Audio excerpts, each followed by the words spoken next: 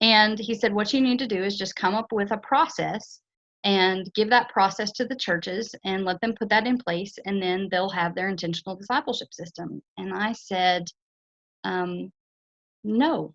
The reason that I said no was because I was brought to the conference offices from a 2-point charge. Bishop, those two churches are 2.5 miles apart from each other. They are made up of the same demographics of people. They were formed within 1 year of each other. And I could not do the same thing at both churches. So what I didn't want to hand to people was a process that was going to work for some and frustrate others. I had been on the receiving end of too many frustrating programs, too many, this is going to save your church, good ideas that didn't translate to my people because it wasn't asking the who question. And so those 4 gospels are going to speak to so many people. They're going to resonate differently. One gospel is really going to take hold with me versus somebody else will really love this gospel. But at least there's 4 ways of telling the story. And if there's 4 ways of telling the story, there's that many more ways of reaching people for Jesus. And I had this revelation that not only was that important, but there are probably at least 4 different ways of understanding discipleship. And the 4 gospels point to that. And it turns out the 4 last words spell out those paths. And then when I took the test and Michelle sat and explained those, I mean, it was that mind blown, oh my gosh, this makes so much sense.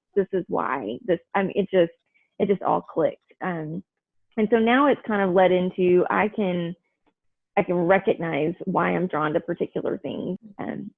It put it all into words that made sense, that wasn't just a confused perfectionist teenager all over the place. I've never done a mission trip, and I felt so guilty about that. Like I'm a terrible disciple because I've never done a mission trip. Mission trips were great for Mattheans, and I have almost no Matthean in me whatsoever. So I was like, oh, it's okay. I mean, I still should do a mission trip at some point to have that experience and to be present with my Mattheans and all of that, but it's not really my call as a disciple. This piece, which I didn't know all this when I was there, but it makes so much more sense as to why we had so much headbutting, because it wasn't just about the sacred cow of this is what we always do. It was truly about, this is my theology and I want to make sure that my theology works, and that's what I think has to happen. And so it would have given me way better ways to have those conversations. But yeah, I mean, I think that's a huge piece of that, is that I walked in going, oh, there's a bigger picture piece here. It would have helped me so much to know what my volunteers and my youth parents were, because one, I think there's some accountability to making sure that I provide volunteers that are going to interact and build relationships with youth that are not what I am.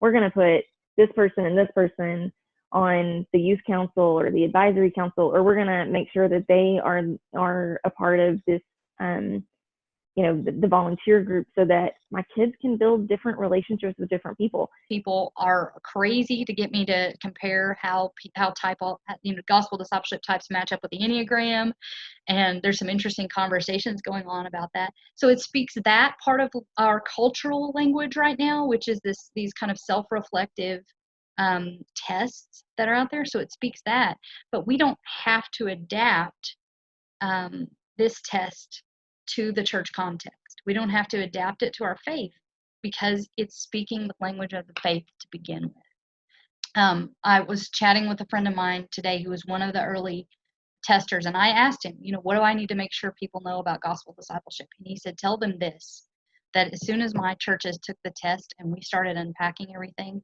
they got it immediately. I think God has a plan for who you are. I think we just need to know who that is.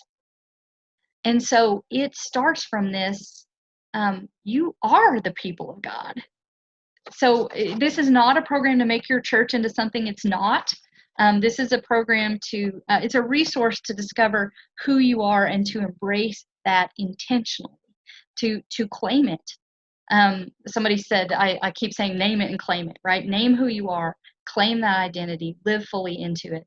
And then once you know who you are, you can communicate that to others. And that's the key piece on getting more people to be disciples of Jesus Christ, is to be able to clearly communicate that. So you get to plan to be you. But the other thing is you get to understand the others that are walking alongside you doing this. It takes so much of the heat out of the disagreements whenever you understand that it's just a different way of understanding discipleship. And all of these ways are based in Scripture.